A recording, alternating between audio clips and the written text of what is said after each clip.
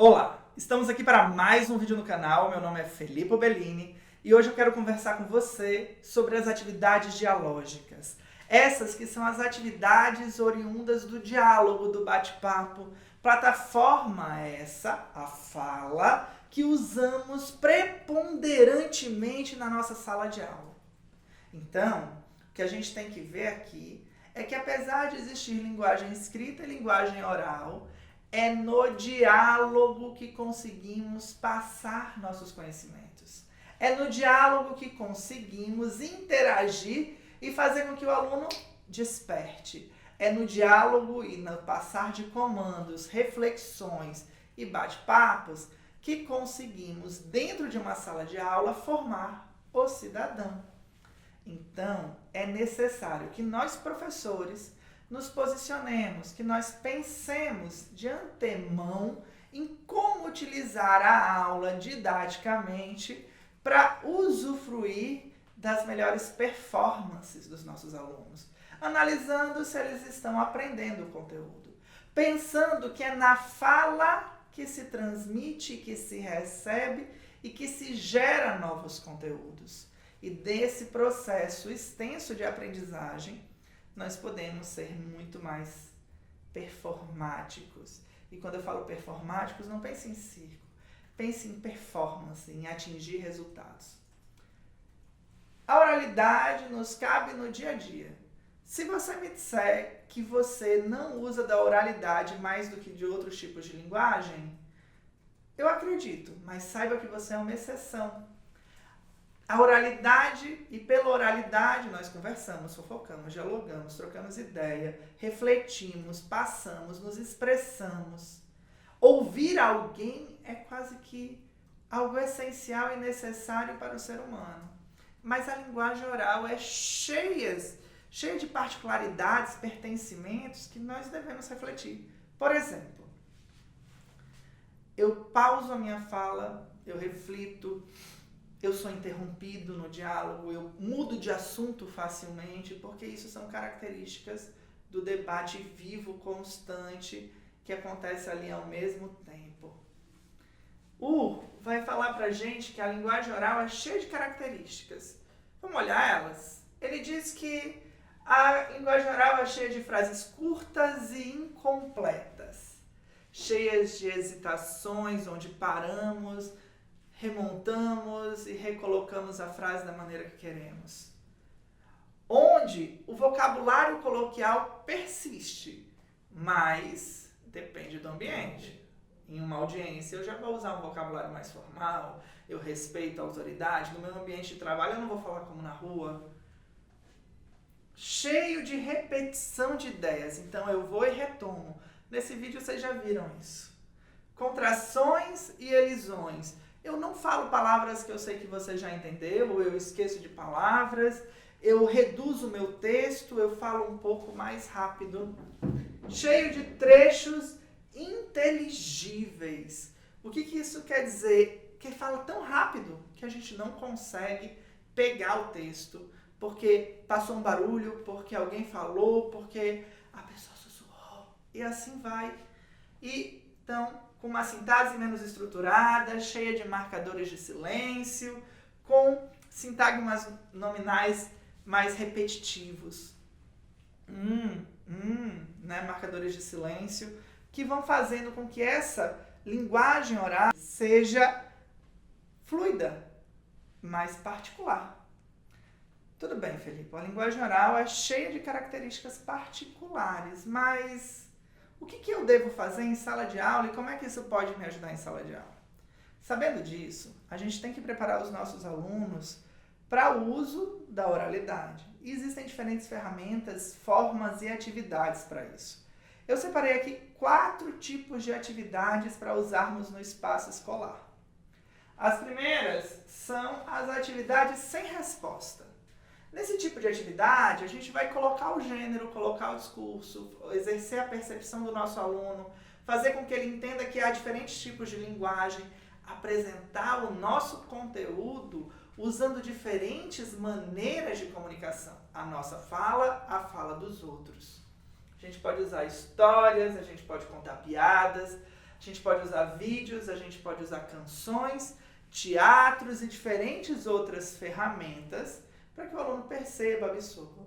Entenda que o fato de não ter uma resposta pronta não significa que o aluno não vai te dar feedback. Ele se expressa, ele emite opinião durante, depois, ele se coloca, ele se entedia. E tudo isso a gente vai mostrando e analisando o comportamento e aproveitamento desse estudante. Porque esses feedbacks expõem. Mas se você quer com resposta, a gente tem as atividades de respostas longas. Por exemplo, resumos, anotações, paráfrases, preenchimento de lacunas. Nessas atividades, o aluno se expressa. Você quer uma resposta dele. E você, na sua sala de aula, no seu cotidiano, não importa se você é professor de linguagem, se você é professor de química, se você é professor de matemática, pode utilizar desses recursos. Resumos. Você passa um vídeo, você passa um texto, você passa um filme, você falou a sua aula, né, você explicou o seu conteúdo, você pede um resumo. Esse resumo pode ser oral, mas também pode ser escrito. Você pode pedir para que ele faça anotações constantemente. E eles já fazem isso, por isso que essa é uma atividade longa. Você pode pedir para que ele faça paráfrases, para que ele, ao ouvir uma informação, reconstrua com as palavras dele. E preenchimento de lacunas e assim vai. Existem também as respostas ampliadas. No caso das respostas ampliadas, são aqueles que perpassam inclusive o tempo da aula. São aqueles gêneros que durante a aula você vai utilizar mais justamente para que ele possa exercer oralidade e compreender o que está sendo passado. Porque tudo aqui o meu aluno entendeu o meu conteúdo ou não. Ele consegue utilizar o que eu estou ensinando ou não. Ele vai desenvolver uma nova habilidade a partir disso ou não. E daí eu tenho solução de problemas, interpretações, debates, esses diálogos mais extensivos, próprios da oralidade que eu posso adequar. Tudo isso, gente, fortalece o ensino. Por último, a gente tem as atividades de respostas curtas. Nesse caso, são atividades que visam feedbacks imediatos dos alunos, mas que eles têm que gerar ativamente. Diferente desse processo, onde eu não espero uma resposta, então eu não espero realmente que esse aluno vá me dar uma resposta objetiva, aqui já existem respostas objetivas. E ao ouvir, ao intercalar o discurso, eles devem obedecer instruções.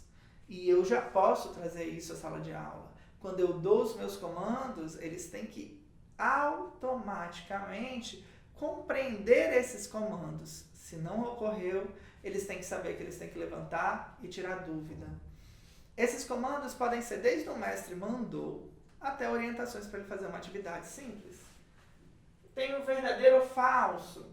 Tem detectar os erros, adivinhas, completar lacunas e assim vai. Atividades simples, mas que vão gerando e vão garantindo que esse aluno entendeu o que você quis dizer e consegue se relacionar com o conteúdo.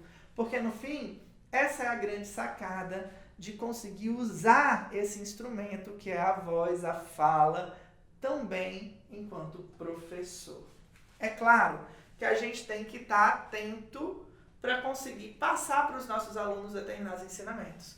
Por exemplo, a diferença entre o formal e o cotidiano.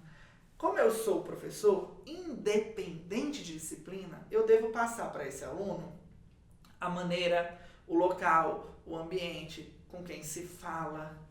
Como eu falo e a minha oralidade dentro de um ambiente diz muito sobre mim. E por isso eu devo expressar isso para o aluno.